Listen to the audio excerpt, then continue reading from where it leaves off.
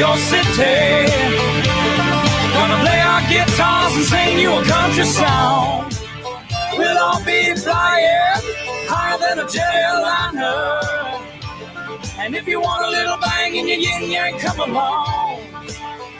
Come on, welcome aboard. Indiana Sports Beat coming to you here on this Thursday from the Golf Club at Eagle Point Studios, of course, brought to you by the fine folks from Andy Moore Honda of Bloomington, Bloomington's #1 Honda dealer. They've got a 0% sales event going on right now. That has never happened at Honda. You can get 0% APR financing. More to your door with AndyMooreHonda.com. French Lick Resort and Casino open for business, waiting for you. What a place that could be to be this weekend. It's Super Bowl. They got the sports book. Be a good place to hang out. Dustin Schutte joining us here. How are you, sir? I don't have any of that white, fluffy, four-letter word nonsense where I live. I'm doing great. How are you? Well, there's not a lot of that here either. The rain came and took care of that. It's a balmy 77 degrees here today. Clear skies, sunshine. Yeah, I wish. Not so much, but the rain did take care of the snow. So, but it's 0. I have to look to see what day, but we have a day coming up that the word 0 is going to be said, and unfortunately, in relation to the temperature. So I'm not looking forward to that. And unfortunately, when I heard that, I'm like, okay, cool. I'm prepped. I'm ready. I'm not leaving. I'm going nowhere for 3 days. I will stay right here. Well, unfortunately, it's during the damn Super Bowl. IU's got a game. I'm like, God dang it. Have to go out. Have to go do this stuff. And I'm like, crap. So, man, it is going to be frigid this weekend, apparently. But big show today. Got Matt Taylor from the Colts will join us. They are a quarterback, of course. Quarterbacks is a big story for Indianapolis now that Matt Stafford's off the table. What next? The Andrew Luck thing, forget about it, man. Forget about it. Forget about it. It ain't happening, man. It's just a dumb rumor that's not happening. So we'll see what the options are. Also, Chris Denari from the Pacers, voice of the Pacers, he'll join us as well. We'll see how things are going there. I think they got hammered last night. I think they got hammered the last 2 nights. I have to pull the score back up, but I mean hammered. But we'll check that out. But plenty to get to, lots to talk about, of course. Indiana basketball. Always a story. I don't want to spend a whole lot of time talking about that today because that's like beating a dead horse. The message boards, of course, really inflamed Archie and all that. But here's the thing, and get used to it, folks. Unless you've got a big donor somewhere, and that does not happen in Indiana. Think back. When has it ever been a time where some big daddy donor come along and wrote a big $10 million check to get rid of a coach here? That does not happen in Indiana. So he's got 3 years left on his contract, and I mistakenly thought it was 100% guaranteed all the way out. That's not true. It's 100% guaranteed till after 2022, which is after next season. So basically, Fred Glass, once again, has handcuffed Indiana. And that's a question. How much money has Fred Glass personally cost Indiana University? He did not hire Tom Crean, but he extended Tom Crean with this crazy extension that had an $8 million buyout for 3 damn years, and they had to keep him past that to get rid of him. Fred Glass had to keep him past that 3 years because he couldn't afford to get rid of him after he extended him. Then he had to fire him. Then he gives Archie, a Power 5 novice, never been in a Power 5. He gives him a Brad Stevenson contract. It is 100% guaranteed through 5 years, with no performance clauses, in the negative. So you're 100% in through next year, which means if you fire him before then, you have to pay him those last 3 years 100%.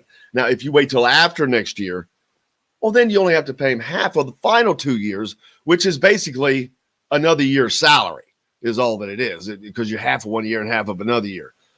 So you're looking at another year here. There's no doubt that this is going to transpire for another season.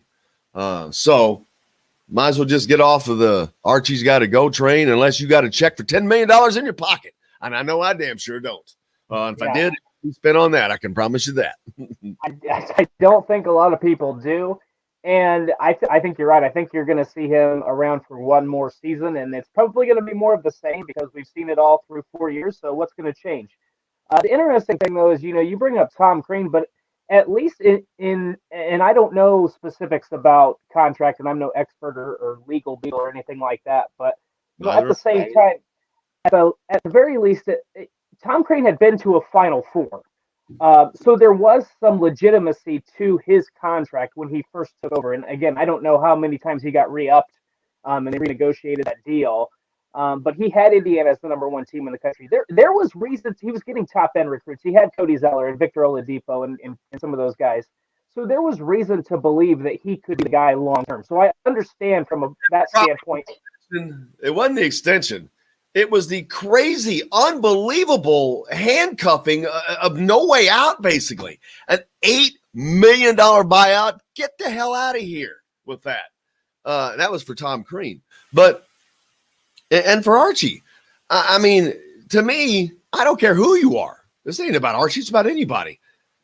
There should be, if you're going to give all these, and there's no incentive for him to succeed other than succeeding. Right. He's paid in full. The bonuses, he gets $25,000 for winning the Big Ten title. Who gives a crap? That's lunch money when you're making that. There's no incentive there. Right. So there has to be, to me, if you're going to have because there's a list of incentives. You do this, you get this. You do this, you get this. What about if you don't do this, you lose this? It's just I don't understand why. If this is like a second contract. In the NBA, your first contract is not your big contract. It's the next contract. You want to get to that second contract because you've proven yourself, and now you're going to get paid what you're worth. Man, this went straight to golden parachute time. And I don't blame Archie Miller. Hell, I'd have taken it too. What I want to know is, why the hell is Fred Glass or anybody allowed to write these crazy-ass contracts that just freaking handcuffs a school with millions of dollars? Well, what I would like to know is what is the buyout or the terms of that contract compared to other coaches in the Big Ten? I don't know the answer, but I know when you talk about football, you're seeing 8 figures in buyout numbers. You just saw at Auburn, Gus Malzahn had to pay him 25 million to fire him. They had to pay all these coaches a ridiculous amount of money. So I'm guessing there's some competitive market there. Now, I don't know who all was in the hunt for Archie Miller at the time, and I don't know. No one. And Dayton, there's no way Dayton could have matched. So, it made him like the 10th highest coach in America. Why? Just because it's Indiana. Right. Again, this was not merit based. So he instantly made more than Tom Crean. Yeah, that doesn't make sense. Tom Crean at least Tom Crean had a number one team in the damn country. Tom Crean won 10 titles, 2 Big Ten championships, and had a number one team in the country. He was only making like $1 million something at Dayton. So I mean, where the hell is he going to go? It's just nuts that it's like, man, there's no check and balance there. It's just nuts. And the crazy thing to me is, like, if you were to go after some high profile coach, let's say Indiana made a push for Nate Oates, you're probably going to have to give him a really good contract. Brad Stevens, you're going to have to give him a really good contract because there's a market there. But like I said, I don't remember anybody pursuing Archie Miller back when Indiana made the decision to fire Tom Crean and look for somebody else. So you could have started out and said, hey, if you want to coach the big time, you're going to get this 3-year deal with, whatever the buyout number is, a $3 million buyout or whatever the case might be. Set that number low, and then that's when your performance, your incentives can be in the hundred thousands. I mean, we see that all the time. I mean, and again, I'm more familiar with football contracts because that's what I deal with. So I don't know where that stacks up. I don't know how that compares to guys like, Juwan Howard or Tom Izzo or Matt Painter or Chris Holtman. But at the same time, it to have that contract guaranteed through basically 4 or 5 seasons, that for a guy who was relatively unproven, hadn't coached at the D1 level, and was, Dayton has been pretty good. They've been better since he's been gone. So that's where I think the surprise comes in, that you're offering that much money to a guy who, again, wasn't being chased, at least my memory, on the open market. Maybe there was another team or two out there that was looking to hire Archie Miller, but I don't remember anybody that could have even challenged Indiana in terms of what they could have offered him money-wise, and I think they still overpaid for him. Well, of course they did. Absolutely. They should have saved themselves money. They should have been able to pay less money than they were paying Tom Crean. Tom Crean had already had a contract. Tom Crean got to that second contract that I was just talking about. He got an extension. He had the number 1 team in the country. He was bringing in recruits, and he got the extension. So, yeah, that makes sense. But to automatically, no. I mean, if this was Brad Stevens, or if this was cutting Billy Donovan, or if this was a Chris Beard, a proven D1 coach, a Power 5. I mean, a proven Power 5. Okay, I get it. No, this makes no damn sense, and this is not the first time. So it wasn't the first time. He did it before that with Tom Crean. So how much responsibility does Fred Glass have for a lot, the state of the Indiana basketball program? You know what he did when he retired? He just said, he slapped his hands together, walked away, and said, "I'm out." And that's all you got to do at that point, right? Doesn't have to worry about it anymore. I'm out. Yeah. Hey, man, we still got a great show today. Chris Denari from the Pacers. He'll be with us later. Maybe a little slide, but Matt Taylor is going to join us a little later as well. Talk about the Colts and their quest for a quarterback. Some great basketball last night, man. Another great game in the Big 12. Another one-point game. What are those scores? I know I talk about the Big 12 a lot. They've had just so many damn one-point games. It's just fun to watch them. Last night, who was it? Where is that stupid score? Oklahoma State and Texas Christian. Cade Cunningham, boy, he pooched. He screwed the pooch on that one. He had the ball in his hands and he shot way too early and they end up losing. Did that go to overtime? I don't know if it did or not, but they lose to TCU. Oklahoma State does 81-78. So there was that. Was there a Big Ten game last night? I don't think so. We got to hit a break soon. Yeah, that's right. We do have a break. But number 5, Houston, they lose to East Carolina, 82-73.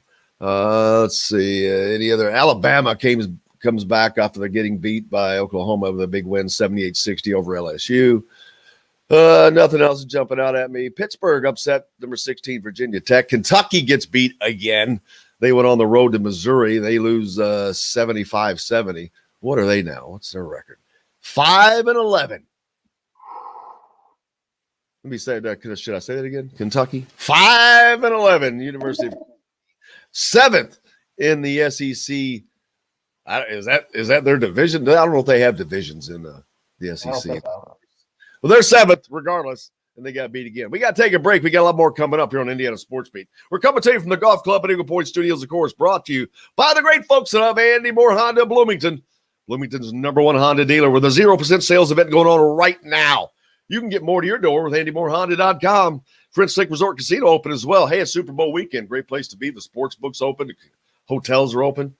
We'll be back with more Indiana Sports Beat right after this. Hey, we all want more, and no one gives you more for less than Andy Moore Honda of Bloomington. And right now, Andy Moore Honda's having... Yes, sir. Pacers got waxed last night. Yeah, what They was won that tonight, score? 130 to 110. Last night? Yep, they got hammered by Milwaukee. Giannis Oh, that had a was triple-double. Milwaukee, yeah. The night before, who'd they play? They played. I thought they got beat the night before. No, they played Memphis and beat them by like 20. But the previous night on Sunday they played Philadelphia and got beat. They had a 20-point lead in the late third quarter and then blew it and lost by 9, I think. 119, 110.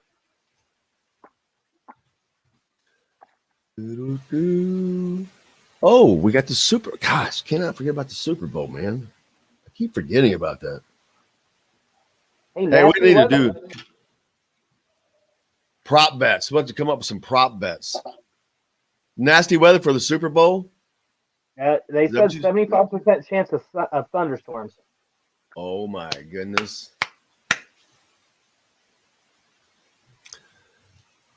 Can Tom Brady, if Tom Brady won the Super Bowl, would he walk away? God, I I still would. don't think. I don't think he would, though. I mean, not that I could compare myself to Tom Brady in any way, but See, here's the thing. I may think he's not. a great quarterback, but I don't see him being that much better than some of these other guys that he's for what he's accomplished. Well, But- I agree with. I mean, yeah, I kind of agree with that. But you see, like guys like Peyton Manning and Drew Brees, they had to carry so much of the workload. Like, Well, he was in a great system that was just continuously. They had the continuity with Belichick. right? NBA, there we go. Scores. What is today? Today's Thursday, so Pacers lost 130 to 110, and then the night before that, they won Destination, 134, French Lick, 116. West Baden, Indiana. You'll find great places to visit, to stay, to dine, and to play. We offer an up-close animal encounter with elephants and giraffes, lodging that is out of this world, world-class golfing, and a premier resort experience that is waiting for you on your next visit to French Lick, West Baden. This segment is brought to you by Bubba's 33 in Clarksville. Pizza, burgers, beer. Sure plays a mean pinball.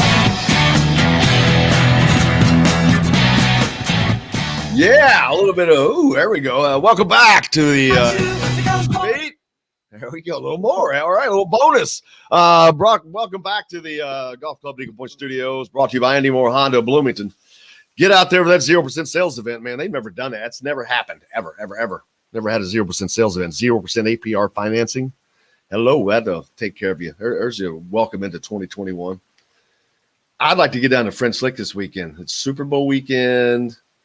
I got some prop bets. Got any favorite prop bets? One of my favorites is always the national anthem over under. That's that gets the juices flowing, even though it's not anything really associated with the game. It's like you're trying to get hang on to that note just a little bit longer, speed it up. So I think that's always kind of a fun one. I remember like a few years ago, Peyton Manning, and when he was in the Super Bowl with the Denver Broncos, and there was a prop bet, like he would run in the first touchdown, and the odds were if you bet like $100, you would win 10,000 or something ridiculous, some sort of ridiculous total. So those are always fun to me. I'm sure there's something about Tom Brady scoring a rushing touchdown being like a completely if you put $100 down, you get a ton of money for that too. But those are always kind of my fun. I haven't dived into this Super Bowl prop bets yet, but there's always a lot of good ones. Hey, make sure you subscribe to us at YouTube, Indiana Sports Beat channel at YouTube. That way you get every show sent to you. Also, after the game, with Todd Lurie comes from there as well. Dan Dawkins was on yesterday. He's kind of calm. I think he was because I had a couple of people text me afterwards, said he didn't really say a whole lot about Indiana. I'm like, well, I think he was saving it for his show, which comes on a little bit later, which I don't blame him because he actually did go. Actually, he had Greg Doyle on yesterday, and Doyle had written a pretty scathing article about Archie talking about the players and all that, and it's just kind of funny. But the thing that gets me is all the stuff that Archie always says. It's a lot of it just doesn't come to fruition.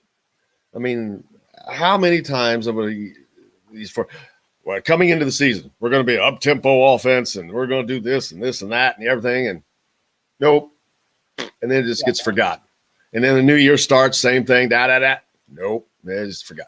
And it's the same old show. And the next year, we're going to do that. We're going to, nope, same old show. Guys, it's the same old show. I don't think there's any question to it's the same old show. So, I mean, but also the calls for his removal or all that, it's not actually, Jennifer hitting us up on the Andy Moore Honda hotline says Doyle didn't hold back on Dan's show yesterday. He basically said Archie sucks. No, he didn't basically say he sucks. He said that he sucks. He was complaining that Archie was because Archie's complaining about his team not having enough toughness in year 4, which has been a complaint for 4 years. To me, teams are always reflective of your coach. Any sport that I played, the team, not necessarily every individual, but the team basically is like that coach. If it's an intense coach, you're going to be intense. You may not even want to be intense, but you end up being intense. If you're disciplined, if he's a disciplined guy, you're going to be a disciplined team more than likely. If you're hard-nosed, that's just how you're going to be. And there's a lot of complaints about the lack of identity, lack of personality for this team. Well, that's a direct reflection of Archie. I don't know that he has a personality. I don't know that he has an identity. I have no idea what it is. Been around him for 4 years, and there's a disconnect. And when you talk about Indiana basketball, the thing that I think is the most frustrating, more than defensive lapses and more than an inability to shoot the ball, is that people in Indiana, having grown up there, people in Indiana love players who play hard, who are willing to dive on the floor, they need some sort of intensity. They need a little chippiness with them. And you don't see that on a regular basis. And it's been happening for 4 years. Like, to me, the most frustrating thing is you'll see Archie Miller talk about, well, we weren't tough enough, or we didn't have the energy, or, we didn't have the enthusiasm, whatever he says, whatever word he wants to insert there. But it's not like we saw that the past 2 or 3 seasons, and then all of a sudden it's gone. Like, you can explain that with one team. Maybe one team doesn't have the chemistry. You see that with good teams all the time. Maybe they don't have the chemistry. Maybe they're not gelling. Something's a little off. But when it's 4 years of this, that's a coaching problem. That's a staff problem. You, at the very least, you have to get your guys up and ready and say, hey, you know what? We may not be the best team in the Big Ten, but we're going to fight like hell, and we're going to be a tough out. And look, Indiana's not an easy team to beat, but they always come up on the short end of the stick. And I think that record, like we've talked about before, that record after top 25 victories, 2-9 or 2-10 or whatever it is now, is reflective of the fact that they get satisfied with what they do on the court after a big win, and then they don't come out with that same sort of energy. Like, they just don't handle success very well. And that's, I think, to me, the most frustrating thing, because at the very least, Indiana used to be about toughness. It used to be about defense and playing hard and earning your minutes, and that's just, I don't see that. And you see it spurts of it. You might see it for a game here and there, but you don't see it consistently throughout the season. And that's, again, been a consistent problem for 4 years. It's not like we've seen it for 2 or 3 full seasons and then all of a sudden this team doesn't have it. That's been a theme since he took over, and I think that's what's starting to get really under people's skin right now. Well, I'm looking for a tweet I sent out yesterday. I can't find it now, but there were, I think, 3 games this season. Indiana had a lead of 5 points or more or 6 points or more with 6 minutes and less 3 different times, and lost all 3 of those games. But yeah, he called out the toughness of the team, which cracks me up. And I mean, it's just, they've got so many other problems that I don't know if it's a toughness or apathy. It's hard to tell, but I mean, that's coaching. Like, look, I'm going to go north, and you're going to talk about Purdue, and look at they were not good early in the season, and Matt Painter developed those freshmen. He redshirted some of those guys, and he's allowing them to play through mistakes. Those guys, I heard Todd Leary say the other night that Crivello from Illinois, he was allowed to play through his mistakes. So I think that you bring up a good point in the fact that they've blown some of these, sizable leads. These should have won these games, but to me, there's a lack of confidence. These players don't have confidence in themselves. They don't have the confidence that they can get it done. And I don't know what message Archie is sending that that's the case, but you don't lose when you have that talented a roster, and you have a guy like Trace Jackson Davis who can go in and get you a bucket whenever he wants. For them to lose some of those games in that fashion, that speaks to the coaching. Like I said, I don't know what Archie's message is, but there's a real lack of confidence that those players have in their teammates, in themselves, and in their staff. And I think that that's the big problem. Well, let me give you a stat. I was going to hold on to this because I'll probably end up writing something on it later. But if NBA players are any indication of player development that have come through your program, that you've recruited, Archie's in his 10th year, a decade as a head coach.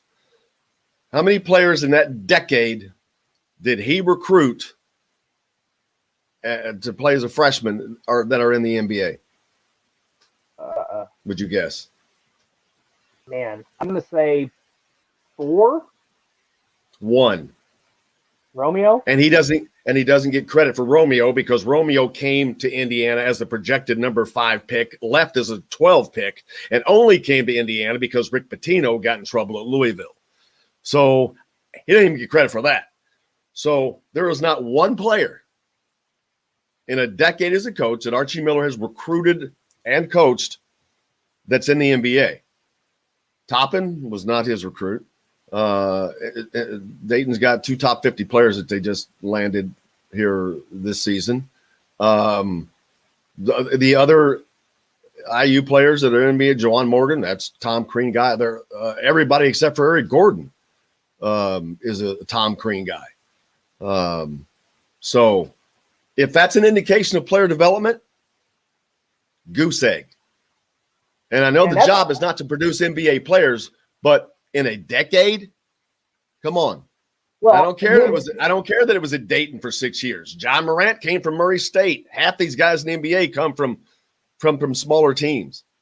See, and I know what you're saying when you say his job is not to develop NBA players, but it is. Like, if you're going to recruit with the to have that kind of talent, though.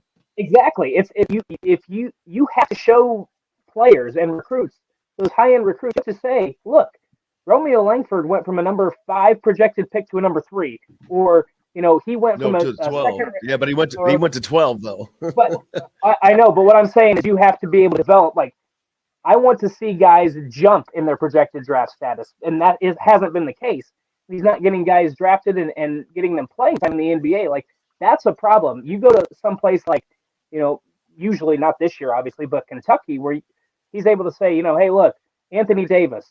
I'm blanking on his name off the top of my head, but Michael Kidd-Gilchrist, all these different players who are making a difference in the NBA. That's a great recruiting tool. And you don't have to have an all-star on your team. You don't have to have an Anthony Davis.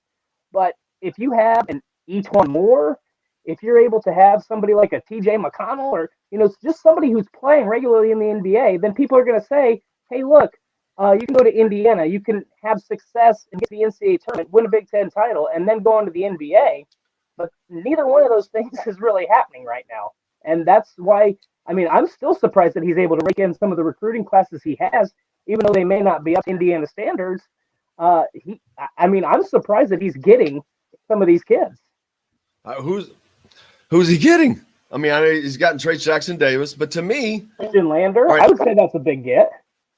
Well, it is, but you also talked a kid into reclassifying, which actually, again, I've said this, if you're going to do that, this was the perfect year to do that. He's better off at Indiana right now. So this worked out. If this had been a normal year, I'm not sure if he probably would have been better served being in high school. But It's not a normal year. It's absolutely, without question, the best place for him to be is at Indiana. He's learning more.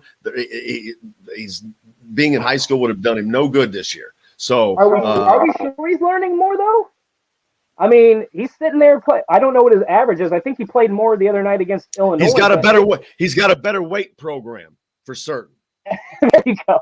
There you go. Can guarantee you that. Roger hit us up. Roger from Evansville hit us up on the Andy Moore Honda hotline. Remember seeing Knights players playing in games with black eyes and bruises because they beat each other in practice. They made each other tough and better. I don't see that with his team, the toughness. Yeah, and I don't know that these kids, I don't know if these kids are different today.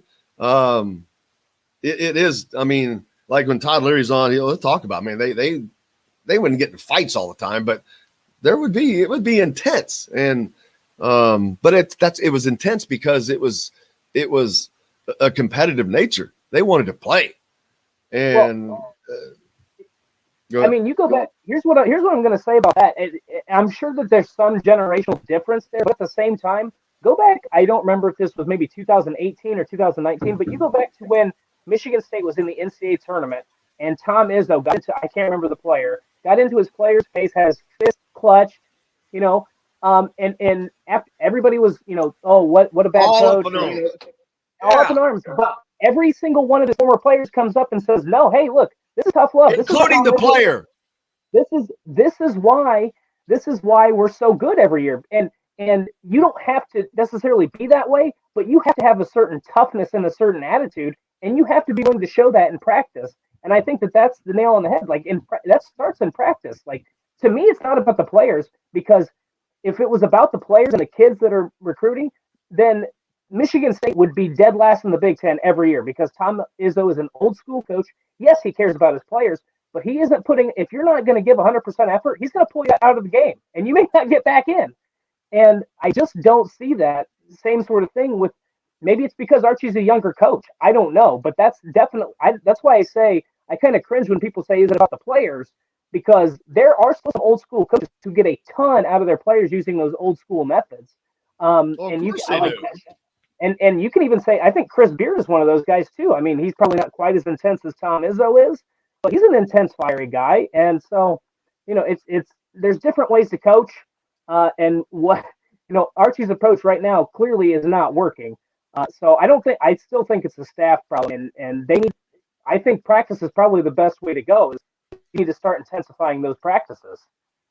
Well, I have no idea what's going on there, and I won't comment to it. But I'm getting a couple messages that Sunday, the Iowa at IU game, which is Super Bowl Sunday at noon.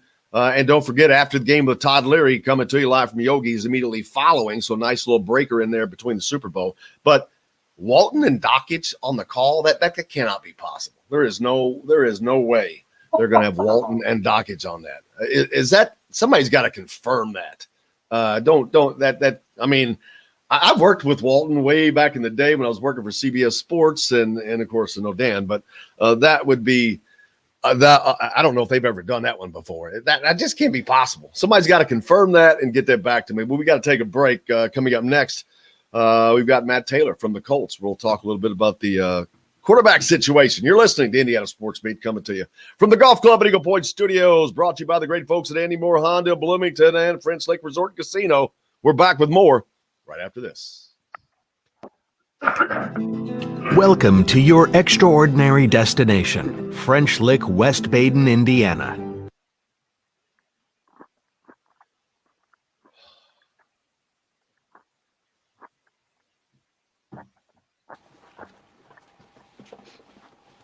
I sent Chris a text and I haven't heard back from him yet. You might want to send it to him in his email. Email.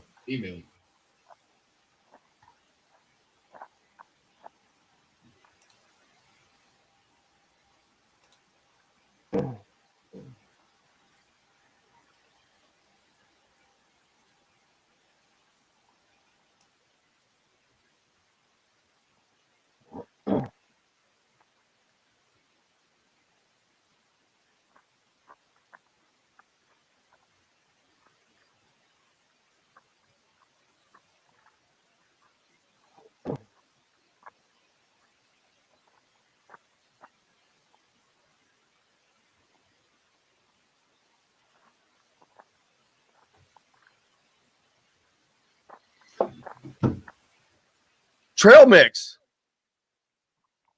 Trail mix. Yeah. There's a lot of questions to this contract too. A lot of people keep saying that if he gets another job, you don't have to pay all that, which is a lot of times the case. But I didn't see that. I was trying to read through it. I didn't see that. If he gets another job, yeah, it's usually offset. But I don't know why he would take another job. I mean, with that little time, just take a year to get that money and then take another job. Well, I don't think anyone's going to be beating down his door. Well, but I don't know what it would like if he's an assistant is what I'm thinking. Matt Taylor, how are you, sir? Yo, you got me? I got you, brother. How you doing? Good. What's going on with you fellas? Oh, man, just enjoying waiting for this stupid weather to come in. It's supposed to get bad. I don't watch the weather. Yeah, it's supposed to be freaking 0, man. I haven't left the house since Tuesday. Well, that was my plan for this weekend, except for the damn Super Bowl is Sunday, and IU's got a game at noon that I got to go do a post game show for. Honda from Bloomington's #1 Honda dealer, Andy Moore Honda. Andy Moore Honda of Bloomington, where more means more. More selection, more savings. Come see us at the all-new Andy Moore Honda, now in Bloomington. Today's guest is brought to you by Reynolds Family Dentistry of Sillersburg. You need $1 million smile for those championship photos, and that's exactly what you'll get with Reynolds Family Dentistry.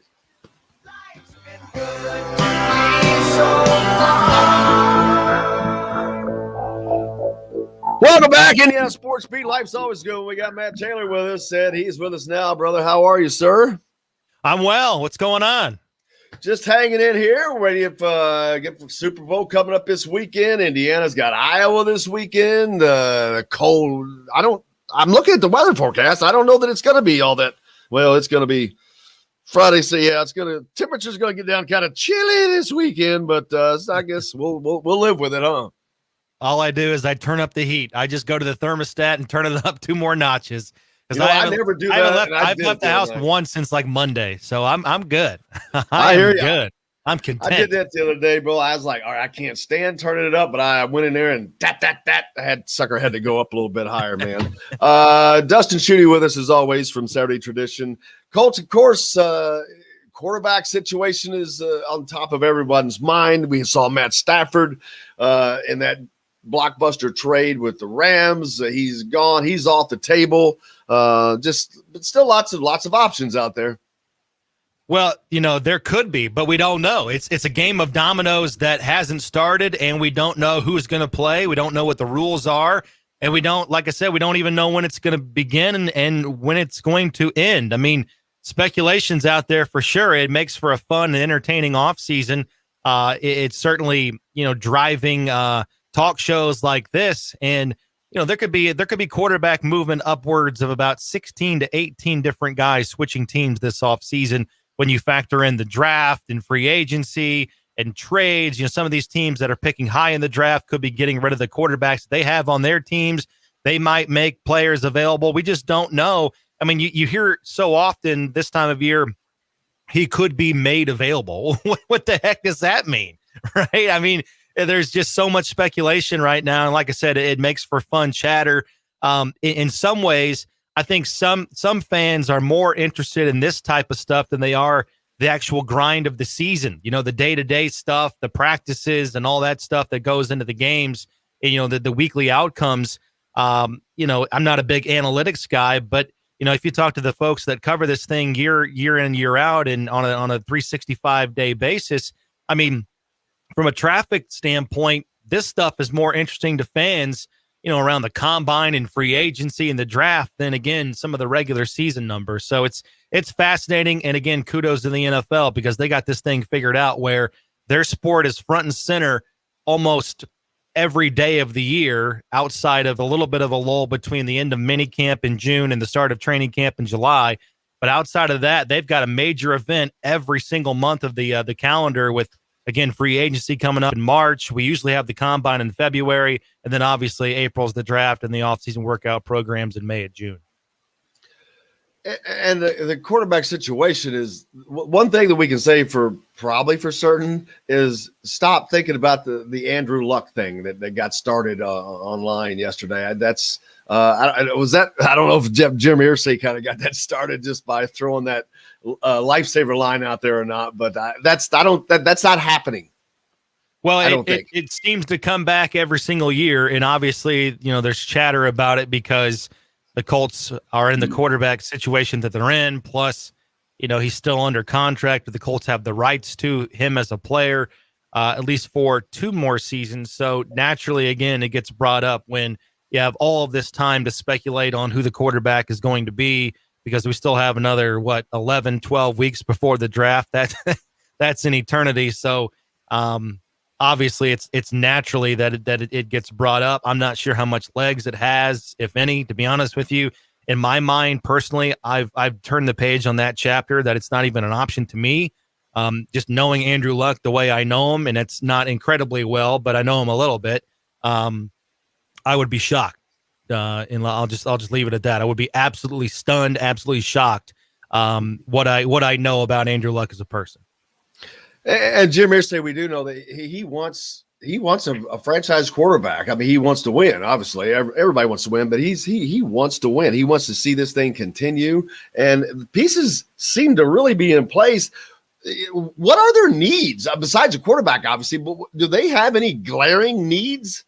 They do, and the thing is, some people nationally deem them a Super Bowl contender, and I wouldn't disagree with that. Although, you've got to put some of the pieces in place that Super Bowl contenders typically have. I mean, you have to have elite level quarterback play to contend for a Super Bowl, and the Colts don't have that yet, but they might later on this offseason. Again, we just don't know.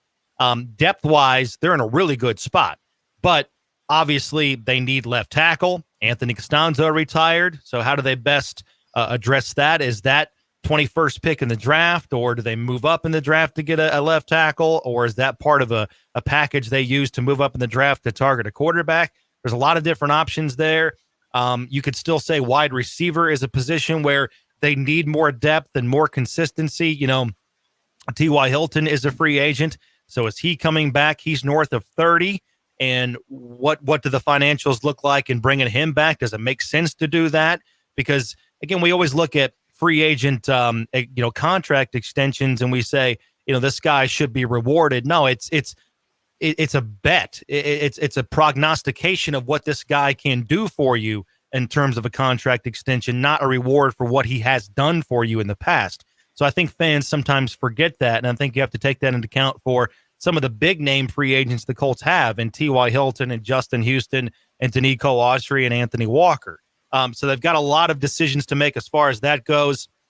They have 15 in-house free agents. I mentioned quarterback, left tackle. They still need production at edge rusher, and that's where Danico Autry and Justin Houston come into play, because those guys are north of 30. They're up in terms of their contracts.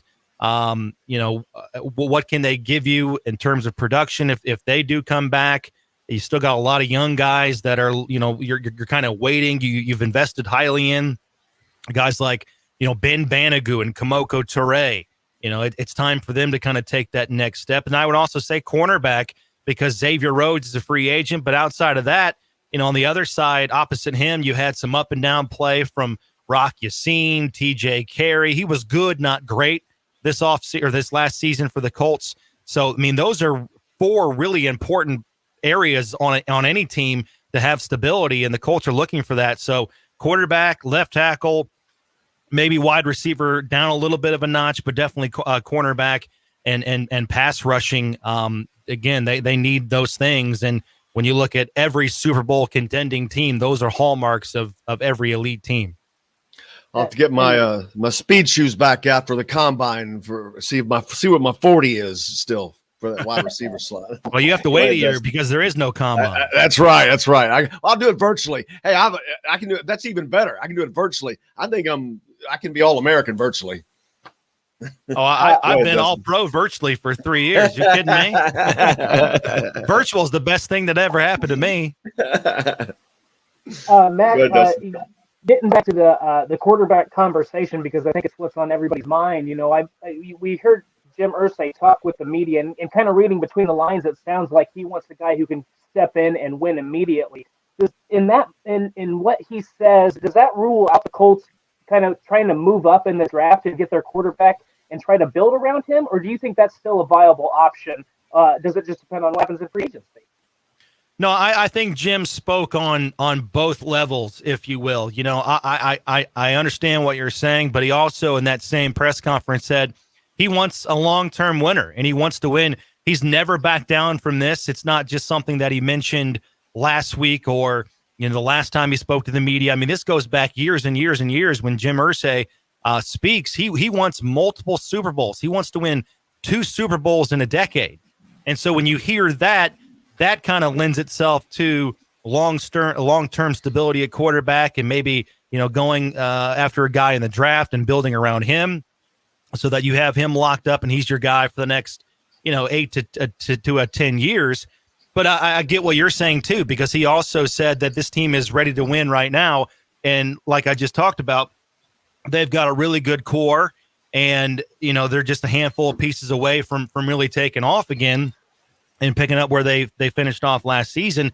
And that, again, lends itself to bringing in a guy like, you know, someone similar to Phillip Rivers, who's been there and done that, you know, is a quick study and can come in and, you know, take this offense and kind of run with it.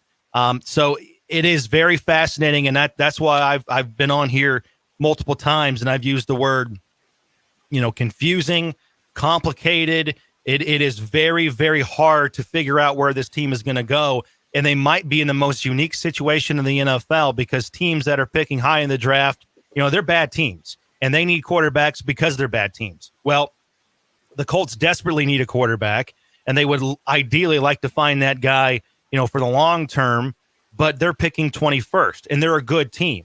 And I think no matter who comes in to play quarterback next season, they're going to be a good team and then arguably finishing in the 20s or 30s next year in terms of draft order. So when is the right time to, you know, push all your chips into the middle of the table and go after a young quarterback in the draft?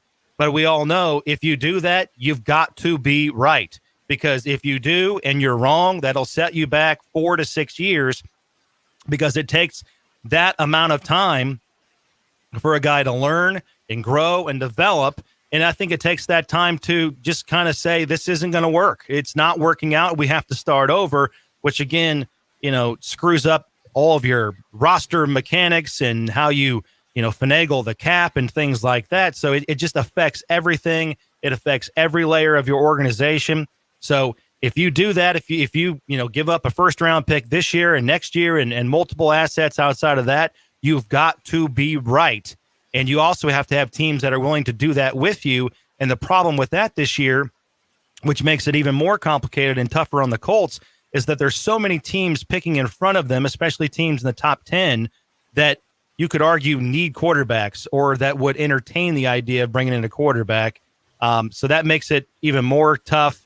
And also, again, it's like, you look at the Jets or the Falcons or, some of these other teams that are picking high up in the draft. They've got quarterbacks that are veterans or at least have been in their systems for the last couple of years. What do they do with those guys? Might they make them available via trade? Again, there's so much unknown right now, and it's going to make for, I think, the most fascinating offseason in recent past. And it's just started, and obviously after the Super Bowl, it's going to be full bore, all 32 teams talking about how to get better for the upcoming season. Which is always easier said than done. The state of Indiana is not exactly known as a football state, but the Colts came here and they're beloved. You got Notre Dame up to the north, and now you've got Tom Allen turning Indiana University around. I don't want to say that Indiana is becoming a football state, but it's becoming a certainly a football lover state. Well, I think it absolutely has. And I'm not saying it's surpassed basketball. And you look at this state from a hobby standpoint and what things people tuned into is certainly basketball and auto racing. But football is right there. I mean, I can just tell you, living in Indianapolis and having covered high school football and doing play-by-play for high school football, I mean, the level of sophistication and the level of play and the talent in the Indianapolis metro area is off the charts, and it has been for a long time. I would say the last 10 or so years, and that is night and day from where it was, in the late 90s, early 90s. I mean, again, the sophistication level from the coaches, the systems, everybody's running the spread, everybody's running the no huddle.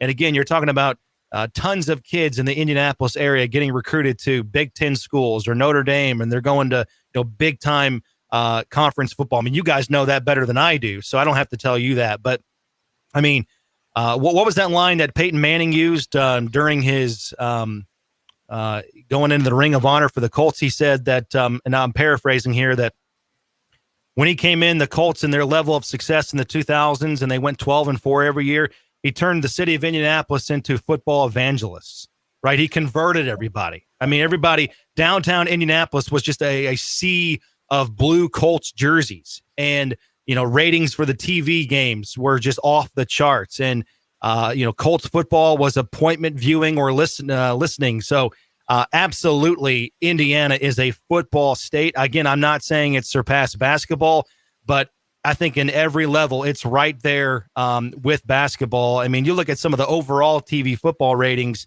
not just for Colts games, but, for the primetime games on NBC and ESPN.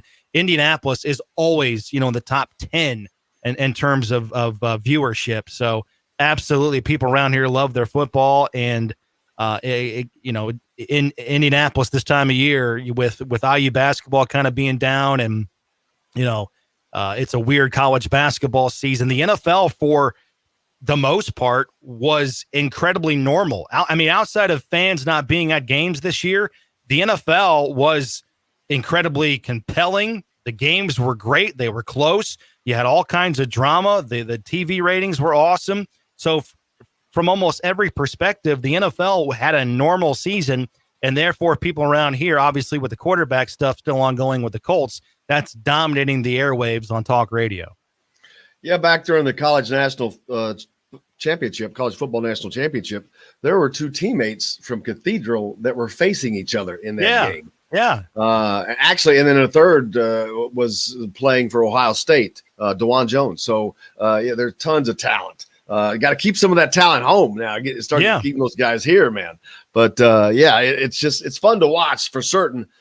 People certainly want to see the basketball program come back around. There's no doubt about that. It's been quite a sore spot right now, and hopefully that gets turned around. But the tournament being and the entire tournament in the state, that's really gonna suck for Purdue's going to be the only state team to make it into the tournament. It's a bad year. Not going to make it. Bad year in terms of representation of the state of Indiana when the tournament is in the state of Indiana. That's sort of ironic, and it's kind of like the opposite of what's going on right now with Tampa Bay, because they're in the Super Bowl in their home stadium, but happened, which has never happened. But yet, that it's kind of an unfair comparison. But the Super Bowl crowd is mostly dictated by the National Football League, so compared to most crowds, it's a very corporate crowd. But there would still be a definite home field advantage with the Buccaneer fans just kind of buying up the tickets that were available down there. But I'm trying to finagle my way into like helping out somebody somewhere here in the city of Indianapolis during the NCAA tournament. Like maybe I can like run stats or get coffee for somebody just so I can have a free ticket to the game. Yeah. Well, just getting in will be a trick because we don't know. They have not announced anything. I don't see fans allowed, period, other than family.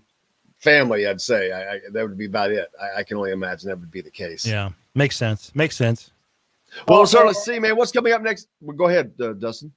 Just a quick question for you, Matt. I know the Pacers have opened up to about 4,500 fans. Do you think that is an attempt not only to get fans in for the Pacers games, but also for an experiment for the NCAA tournament? What's your thought on that? Well, I'm certainly not an expert on it, but I think it can be done. I mean, the Colts had, and it's apples and oranges. I mean, you're talking about Lucas Oil Stadium and Bankers Life Fieldhouse, even though they're both two great venues. I mean, Lucas Oil Stadium is, much more spacious and spread out, and you can spread people out more effectively there than you can, a basketball arena. So the Colts had, I think that their highest capacity was 12,000 fans. and by all accounts, they did it pretty well, and it was a big success. So I know it can be done. I choose to look at this, and my parents, they give me a lot of grief on it because they're like doom and gloom, and this is going to go on for the next 5 years. I choose to look at this much more optimistically because I think it's healthier to do it that way, to be honest with you. But I mean, I think every day is a little bit better, right? I mean, every week we're getting more people getting the vaccine, and then the next week even more people, right? So I think we're going to blink here, and it's going to be, July and August, and we're going to be hopefully in a much better situation then than we are now in terms of getting people healthy, getting people vaccinated. We're back to, and I'm a realist about this as well. I mean, I don't think there's going to be 65,000 people at Colts games next year, but I hope there's more than 12 as well, right? So I think we can just gradually kind of build this up. And so hopefully by 2023, 2022, 23, we're somewhat back to having, the crazies back at Colts games and Pacers games. And we're back to having, whatever the number is, 10 to 12 sites hosting NCAA tournament games. So that's my hope. And again, I like watching the Big Ten games, just like you guys do. And again, you guys talk about this all day long on the show, but sometimes I kind of have to turn it off because it's depressing. It's, they showed a shot the other day of the Maryland and Purdue game. Maryland does that, that student section thing where they have the banner, the Maryland state flag banner where they, cover the student section, and there's nobody there. And it's just kind of hard to watch because how much better the product usually is compared to what it is now. I love that we're still playing ball, and I, tip my hat to everybody because I understand the sacrifices everybody's making to get that done. But sometimes it's just not the same, and I kind of have to flip it off because it is just kind of sad where we are, and hopefully we can get back to somewhat normalcy in a quick matter of time. My brother Matt Taylor, I can't thank you enough, brother. We appreciate you. Look forward to talking to you next week. See if anything has changed. All right, guys, be well. Have a fun Super Bowl, man. Have a great weekend. Matt You Taylor guys from too. the Colts joining us here on Indiana Sports Beat. We got more coming up. Chris Denari from the Pacers going to join us next. We'll switch gears, go to the NBA. You're listening to Indiana Sports Beat coming to you from the Golf Club at Eagle Point Studios. Brought to you by Andy Moore Honda, Bloomington, and French Lick Resort Casino. Back right after this. Hey, we all want more. No one gives you more for less than Andy Moore Honda of Bloomington. And right now, Andy Moore Honda. Oh, man, I love these shows. This is just rolling. Sorry, I didn't Chris mean said to. he's good to join on here. Huh? Chris said he's good to join on here. Beautiful.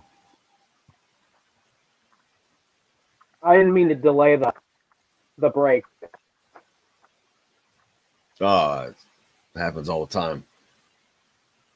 It doesn't really matter, actually. It probably works out better because if every other radio station is breaking at 10 and I go past that, people stay. Oh, yeah, that's true. Oh, tricks to the trade. There we go. Tricks to the trade. Oh, man, I'm going to be starstruck when Chris Denari's on. Really? I love Chris Denari. Indiana has best play-by-play guys. They do, man. Starting with John Fisher. John Fisher. Welcome to the Simon Scott Assembly Hall, everybody, for tonight's Indiana contest. You could call an Indiana game doing a Don Fisher impression. That's pretty good. Ooh, that's a tall order, man. It's a tall order, but if people knew it was not really him. Yeah, can you do Don Fisher and for play-by-play, I'd have Jim Irsay. Man, that was a great play, man. He threw it up there, man. It went in, man. Man, they're just rolling, man. This is so cool, man. Who is their color guy? Who? Indiana? The color analyst. Buck Sewer does it for football. He's a former coach. His son was a walk-on. Oh. And he does it. But Don Fisher is it's basically the Don Fisher show. Right. Well, I knew he did both football and basketball. Well, yeah, but that's why people Tune in to hear the fish. He eyes, he flies. Dude is like 72, and it looks like he's freaking 42, man. He does. He hasn't aged. God, it's A lot of those Indiana guys have been there a while. Is Chuck Crabbe still? What was he? He's PA, right? well, he does basketball still. He does not do football anymore, but he's also Resort head of experience that is facilities. waiting for you on your next visit to French Lick, West Baden. Today's guest is brought to you by Reynolds Family Dentistry of Sillersburg. You need $1 million smile for those championship photos, and that's exactly what you'll get with Reynolds Family Dentistry. No more Mr. Nice Guy. No more Mr. Clean. Welcome back, Indiana Sports Beat. I don't know if that was for you, Chris. No more Mr. Nice Guy. I didn't play that, but welcome in, Chris Denari, joining us from Indianapolis Pacers. How you doing, man? How's it going? Hey, how are you guys doing? Cannot complain. And the Pacers had a tough one last night, but of course played in Milwaukee, man. That's a tall order, but things are going along pretty well for the Pacers so far.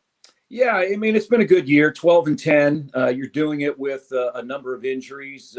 You made the trade that sent Victor Oladipo to Houston. You got Karis LeVert, who I think will be an outstanding addition, but he had the mass on his left kidney, so he's had surgery. Hopefully he'll be back at some point this year. TJ Warren was your leading scorer last year. He had 53 points in a game against Philadelphia down in Orlando. He's only played 4 games this year. He had surgery for a stress fracture on his left leg. So those are 2 of your top 5 or 6 players that you've been without. Yet this team has really played pretty well. Last night was one of those forgettable games against a real good Milwaukee team. It's been an interesting week, guys, because on Sunday night, the Pacers had a 20-point lead against the best team in the East, Philadelphia, gave it up and got beat. Then on Tuesday night, they blew out a Memphis team that had won 7 straight and was the hottest team in the NBA. They led by as many as 28. And then last night, they lose by 20 in a game they trailed by 40. So I think I've seen it all this week, and that's sort of what happens at times in the NBA. And the Victor Oladipo trade, not to do anything with Victor, but the fact that it just seems to have given them just answer the questions, and they know what's what now, and kind of solidified them going forward as they know who they're going to have and how they're going to be able to play. It seems like that has also been a mental relief for the players or the team as a whole. Oh, I think so. And, it's disappointing. I mean, especially the way that Victor, came to Indiana, came back to the state, had such a good year in 2017-18 when he was an all-star, was an all-star the next year when he suffered the injury. And, for whatever reason, he had sort of made it clear that he was interested in moving on, or at least looking at, options. And if you're Indiana, you cannot let somebody like that leave and not get anything in return. And so for all parties, hopefully Victor and his group is happy. I know the Pacers are pleased to get Karis LeVert. Victor was a part of what this franchise has done. You can't take that away. But, it's time to move on. And for both parties, that's what happened. The schedule right now coming up looks pretty forgiving for them to allow them to kind of catch their breath and maybe get a run going. Well, it's been tough from the standpoint that you have a game tomorrow against New Orleans, and Zion Williamson and company have been sort of up and down. And then Utah has the best record in the NBA right now. They lead the Western Conference. They're in on Sunday. Then you have a few days off, and then you've got Brooklyn on Wednesday. So it's an interesting schedule from the standpoint that with the shortened season and 72 games, there's not a lot of practice time. You have to do a lot of stuff during walkthroughs and video sessions, because when Sunday comes with the Utah game, that will be 11 games in 19 days. And, with a number of back-to-backs in there. So, for instance, the Pacers just played the last 2 nights. They won't have practice today. They'll have a shoot-around tomorrow before the game with New Orleans. So how you manage your time at this point of the year is very important, because you have to worry about guys' legs, because you want them fresh for the games, not necessarily for practice. How's this been for you? Or go ahead, Dustin. Chris, I've always been, really high on Miles Turner and what he's done on the defensive end. But this year, to start the season, he seems like he's on a completely different level. Averaging about 4 blocks per game. How has he changed his game in your eyes this season, as opposed to maybe years past? Well, I think he's become more aggressive, and I think the new coach, Nate Bjorkgren, has really unlocked Miles. Now, if you look at last night's game, he had 3 points and 2 rebounds. That's really been an outlier because since he suffered a small fracture in his hand a couple of weeks ago, he's had about a 7-game stretch where he's averaged about 18 points, 8 rebounds, and about 4 blocks. I think one of the reasons his block numbers are up is they're also doing some things a little bit defensively differently. They are funneling more things to the rim because of his strength. So he has more opportunities to block shots, and he's taking advantage of that.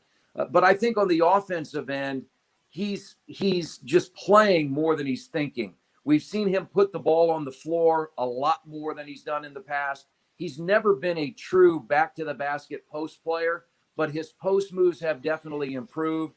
He's probably shooting over the last 7-8 games, 45% from three-point range. So I think it's the confidence that this new coaching staff has given to Miles has really translated into better productivity. And I'm sure he'll be a guy like the rest of the team, though. Last night was not a good night.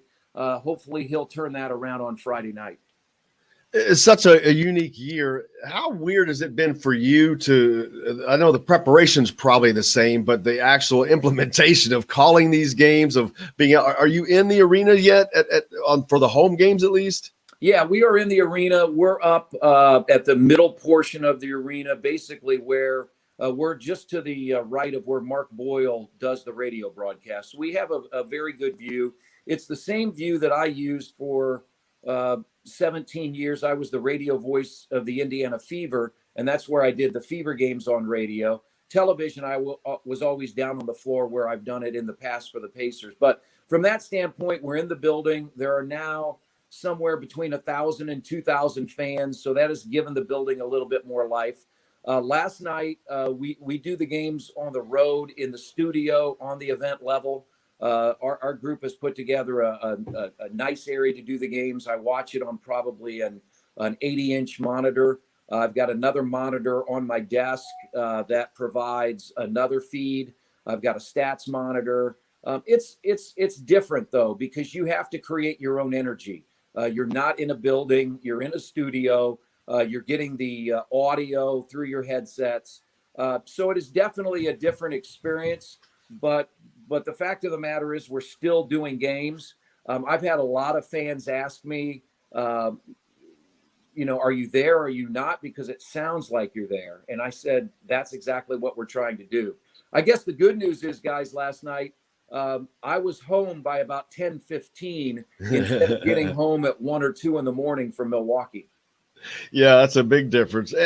Dustin made a great statement earlier and talking about how fortunate we are in this state to have the play-by-play, or just the TV people and radio people that we have. Yourself, Slick Leonard, Don Fisher for Indiana. It's some of the best, absolutely best in the business. And I'm like, wow, he's right. We got some of the best, and you make Pacers games so much more enjoyable to listen to. Fish makes people want to turn the TV down and listen to Fish.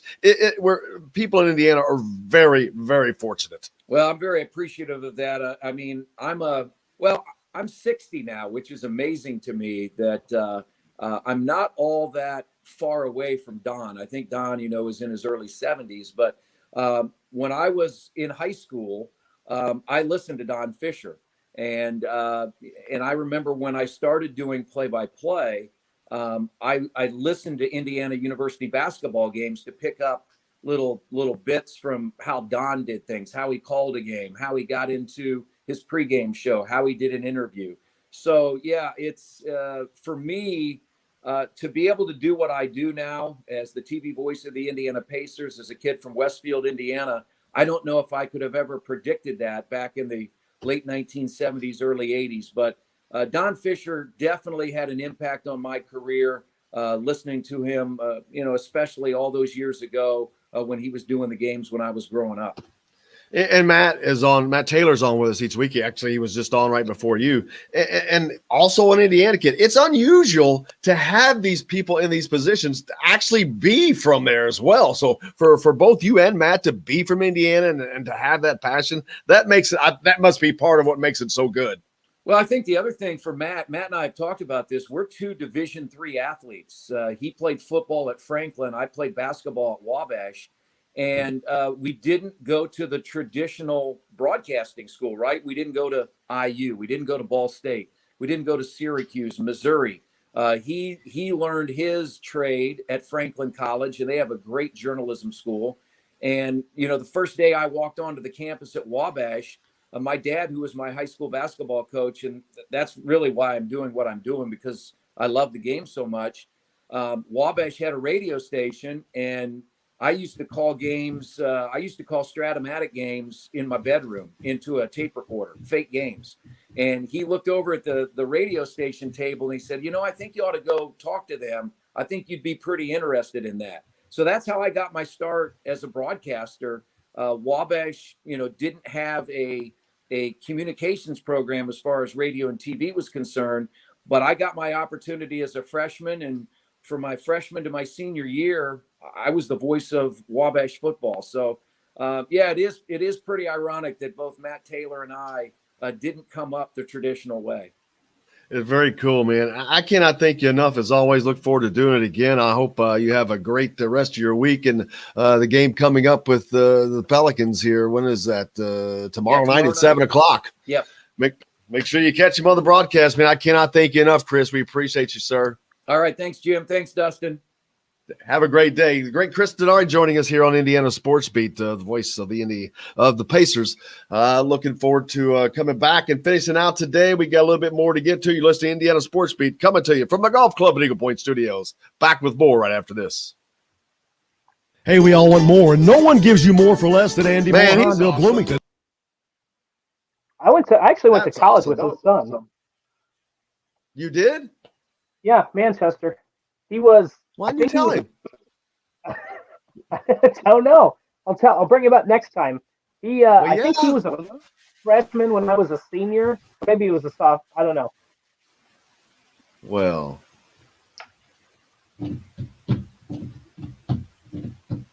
it sucks that I have YouTube TV, and they took off Indiana Fox Indiana, whatever the hell you call it. So I don't get the freaking Pacers game. Yeah, I don't get the damn Pacers games. Last night was on ESPN, but well, my dad lives in Zionsville, and we have a Roku, so I'm able to use his account and plug it in. And I either watch the games live, or I'll go to bed, and then I'll wake up early and watch them the next morning, and just won't check my phone and fast forward through the commercials. It's great. Did they take Big Ten Network off there too, or just the No. Hell no. ATTU verse. Oh, that's what I have. Man, is it? Does it suck? It depends on the day, but Wait a minute. You got to use a machine, right? The box. yeah. Mine's all stream. YouTube TV is all stream. Oh, really? Yeah, it's all my phone at all times. I can go anywhere. As a matter of fact, I can go anywhere and take like my Google Chrome dongle thing and stream it to a TV anywhere. Nice. Yeah, I don't get NBA TV or NFL. I have the sports package with AT&T Uverse. I don't get NBA TV, and I don't get NFL. I get that and the NBA and Major League Baseball. The only thing they took off was fucking Fox Indiana. If they put that back on, it'd be perfect. And they raised the damn price. Well, exactly. What is today? Thursday? Tuesday.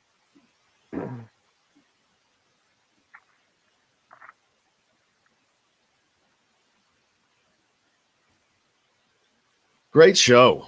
It has been a fun show. Great, yeah. Dine and to play. We offer an up-close animal encounter with elephants and giraffes, lodging that is out of this world, world-class golfing, and a premier resort experience that is waiting for you on your next visit to French Lick, West Bay. This segment is brought to you by Bubba's 33 in Clarksville. Pizza, burgers, beer.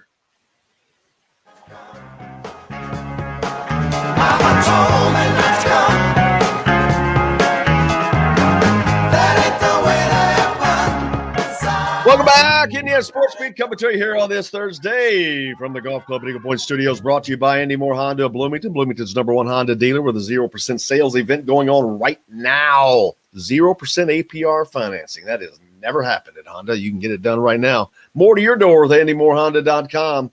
French Lake Resort and Casino is also open. Super Bowl weekend, the sports books open, slot machines, one-armed bandits. Great place to be. It's going to be cold, so good time to be in. Hey, I want to mention, if you're in Bloomington, you know there's a gentleman named Dave Pratt.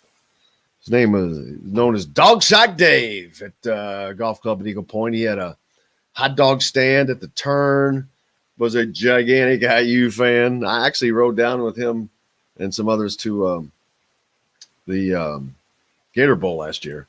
But he passed away, I think it was yesterday.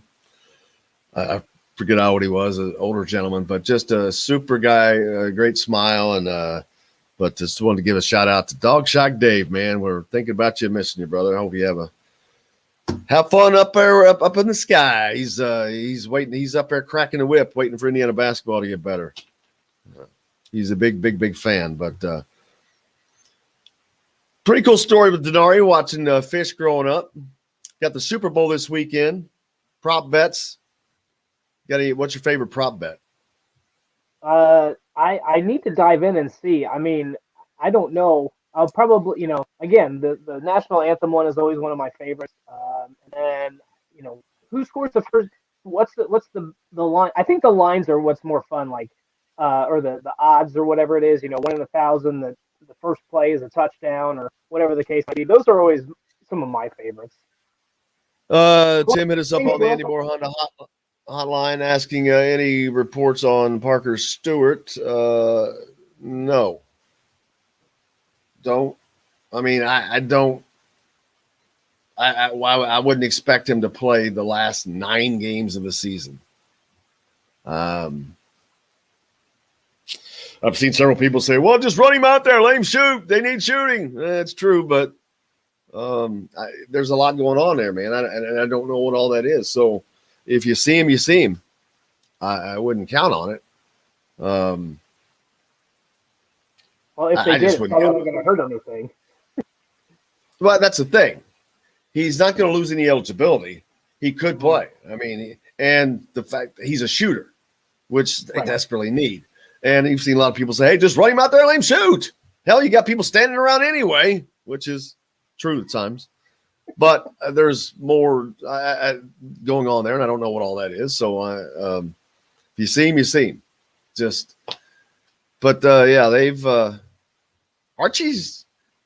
Archie took a lot of heat yesterday for his post-game comments. I should have had Will pull that up. Talking about the toughness or the lack thereof of his team, kind of blaming it on the players. I mean, he got ripped by Doyle, ripped him. Rick Bozich basically ripped him. And there was a great line. Go ahead. I was going to say, I remember when Archie was hired. So this is a big deal to me that Greg Doyle is on that bandwagon now, because I remember how much Doyle was praising the hire of Archie Miller. I thought it was a home run, and I was one of the few skeptics at the time. I'm going to give myself a pat on the back for that. I didn't think that was the right move, but it seems that everybody, including Greg Doyle, has done a complete 180 on Archie Miller. I'm not going to say that I was like, okay, whatever. I didn't know anything about him, so I didn't poo-poo it then. But for over a year now, I've seen the same pattern, which is the same play on the floor. Everybody is all enamored with recruiting, and I'm like, I don't understand what you're seeing. What are you so enamored by? He cannot get any elite talent from outside of the state to come here. None. They will not come to play here. The in-state talent of what he is getting, I think they're coming to play at Indiana University. They're coming to play for IU in Assembly Hall. The recruiting has not been great. Look around. Look at the teams around you. Look at Purdue's roster. Look at Louisville's roster. Look at Michigan State's roster. All Kentucky's roster. All got kids from Indiana. Kansas State's roster. Iowa's roster. All got kids from Indiana on. Hell, I was watching somebody last night, another kid. I was like, damn, there's another one. So I'm not enamored by the recruiting. Now, the recruiting is fine if there's player development to go along with that. But see, you can't recruit 3-star talent and it remain 3-star talent. It has to elevate. Victor Oladipo came here as a 3-star. He did not leave as a 3-star. Ooh. Yeah, you cannot. You have to get better, and that's why when you see these teams get older and just get better, that's because the talent gets better. And then they reach it down and they talk to the younger kids. That's how it works. It's not working here. There is just a complete disjoint. It's just there is no cohesion whatsoever. No, it doesn't look like. I mean, and usually you see, when you bring in a class, you have 2 or 3 guys, and once they get up to that junior, senior status, even sometimes now with the way that college basketball works, sometimes now it's even just if you're a sophomore, those 2 or 3 guys that come in together take over a leadership role, and are kind of the guiding light to your team. And I don't know that you could say that there's any. I mean, I guess Trace Jackson Davis, Race Thompson, maybe. I don't know who your leader is for Indiana right now, and that's a problem because you look again, and I watch Indiana and Purdue more than any 2 other teams. But you look at the floor when Travion Williams is on there, he's talking every single play. He's saying, hey, that's my batter. Hey, you need to get this guy, or here's what we're doing on this play. He's constantly communicating. So there's some sort of verbal leadership there, and you don't see, at least I don't see it quite nearly as frequently, or from any one player, where you just turn on an Indiana game and say, yep, that's our leader. That's our, he may not score 20 points tonight, but he's going to get the other guys involved and he's going to do the things he needs to do to get a win. I just don't see that from Indiana. I'm sure there's other teams, but like I said, I mean, even Luka Garza, that's a dude who's obviously, averaging nearly 30 points a game and 10 rebounds per game. So he's in a different class by his own, but he's another guy who he's on the floor leading, not just by how he's playing, but what he's saying and how he's interacting with his teammates. And again, I don't see that in Bloomington, and I haven't seen it for quite some time. And neither is anyone else, and so that's not going to change. So we'll just have to see how it works out. But it is what it is, man. It was a fun one today, though. Had great time having Chris Denari on. Great time with Matt Taylor. The Super Bowl on Sunday. Who's your pick? You know what? I've got a Tampa Bay Buccaneers jersey hanging up in here. Growing up, I was a huge Mike Allstott fan. So I'm going to pick Tampa Bay. Whoa! What? Where did he go to college? Purdue. Oh, that's what I thought. You don't like that? Oh man, you don't think it was fun watching Mike Allstott run? I'm kidding, man. I'm kidding. I just like to get grief. Let's see. What is? Oh, I saw a stat. Kansas City is the number 1 offense in the last 20 years. When the number 1 offense has been in the Super Bowl, I think they've won it once. Really? Was that last year when Kansas City won? I don't think it was Kansas City. Okay. But that was a stat that I saw last night, and I'm like, very interesting. 20 years. Now, the number 1 offense has not been in the Super Bowl every time for 20 years. But over the last 20 years of the times the number 1 offense was in the Super Bowl, they've won it once. And I can't remember how many times that was. It was probably, if I remember correctly, around 7, if I remember the graphic. But it's kind of an interesting – but that made me instantly think to myself, the old mantra, defense wins championships. And it's true, especially in the NFL. You go back to the Broncos with Peyton Manning, their offense sucked. They didn't even have an offense. I mean, he was throwing the ball like an alligator, like alligator arm passes. But he just had to manage it, and their defense just smothered them. Defense wins championships, boys, and there's a number. So I don't know how good Tampa Bay's defense is. That's the trick. I know they've had some good outings. I don't know how good they are. I haven't watched them consistently throughout the season, but I know that they're solid. So it should make for and they got that home field advantage. So it should make for an interesting game, especially going for thunderstorms on Sunday. So that could, mess up the game a little bit. It's gonna be fun. Absolutely, man. Well, it's certainly been fun today. I can't thank you enough. Cannot thank Chris Denari enough from the Pacers, as well as Matt Taylor from the Colts. Most importantly, thanking you guys. We love you all. Appreciate you so much. Thank you for listening. Make sure you always tune in. You can follow us at YouTube. Make sure you subscribe. We'll have the after the game shows there as well. Also, you can follow me at Jim Coyle ISB, as well as Dustin Schutte. You can follow him as well from Saturday Tradition. Tomorrow, AJ Guyton, Verdell Jones. We're back at it again. We'll have some fun tomorrow. Until then, go out, do something nice for somebody. Please wear your mask. And until tomorrow, I'm Jim Coyle. I will see you on the radio.